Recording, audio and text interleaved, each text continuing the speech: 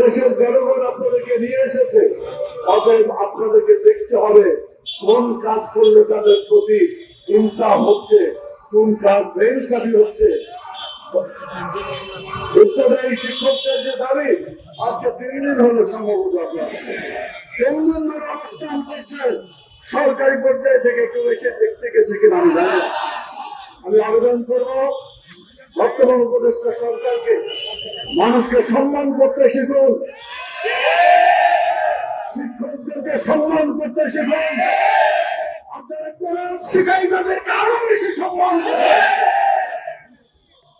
আপনারা এসে তাদের দাবি দাওয়া শুনে আপনারা অতীতেও অনেক সরকারি ভাবে কিছু কাজ করেছেন এবং পরবর্তীতে গ্র্যাজুয়ালি দাবিটা তারা মেনে নিয়েছেন। আমরা বলতে চাই আপনারা আপনাদের বক্তব্য তাদের কাছে পেশ করতে পারলে এই শিক্ষকরা আশান্বিত হয়ে ফিরে যেতে পারবে ইনশাআল্লাহ। দ্বিতীয় যে কথাটা বলতে চাই সেটি হচ্ছে যে আজকে বাংলাদেশের টেকনাফ থেকে দক্ষিণা পর্যন্ত বিভিন্ন জায়গায় বিভিন্ন আন্দোলন হচ্ছে। সেই আন্দোলনগুলা সাময়িক ক্ষণস্থায়ীর জন্য কল্যাণ করা, কিন্তু ইবতেদায়ী শিক্ষক যারা কোরআন শিখানোর কাজে ব্যস্ত, যারা কোরআন শিখানোর কাজে জড়িত, তারা যে কাজ করছেন তারা শুধু 60 বছর জীবনে কল্যাণ দিবেন না, কোটি কোটি বছরের জীবনে কল্যাণ দেবেন।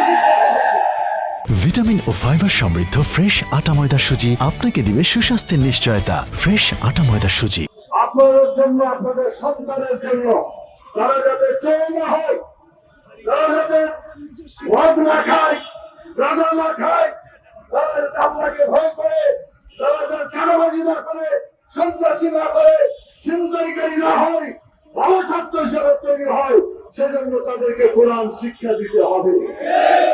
জাতীয় পর্যায়ে দিতে হবে, ব্যক্তিগত পর্যায়ে দিতে হবে এবং রাষ্ট্রীয় ভাবে আমাদেরকে সিদ্ধান্ত নিতে হবে। তাহলে দেশের মানুষ ভালোভাবে জীবনযাপন করতে পারবে। আমি আর অন্য কথা না করে পরিশেষে যে কথা বলতে চাই, আমাদের ইত্যাদি শিক্ষক ভাইরা যে দাবি পেশ করেছেন, সকল দাবির সাথে বাংলাদেশ জামাত ইসলামী ঐক্যমত পোষণ করছে এবং এই দাবি যাতে আদায় হয় সেজন্য সর্বশক্তি নিয়োগ করে আমরা কাজ করে যাবো ইনশাআল্লাহ।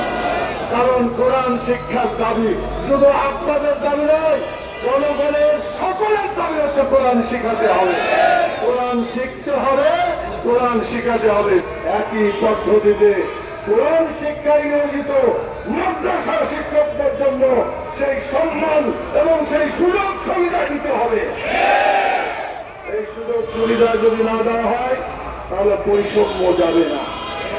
যে বৈষম্যের বিরুদ্ধে আন্দোলন হলো, আবু সাহেবরা মুগ্ধরা জীবন দিয়ে বাংলাদেশের বৈষম্য দূর করার জন্য আন্দোলন করে গেল, তাদের রক্তের প্রতি বেইমানি করা হবে।